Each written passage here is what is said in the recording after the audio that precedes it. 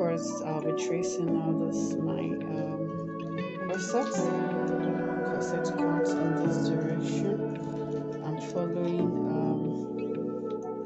lines which is needed.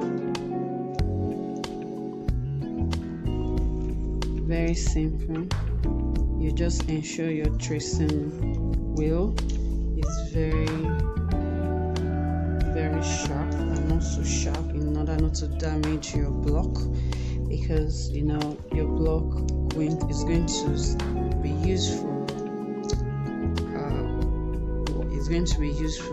the final pattern. So yeah, you're still going to use it to trace out your final pattern. So you can see how I'm tracing. It's not too hard, it's very simple.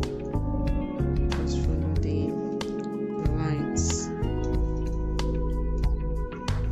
Just follow the lines.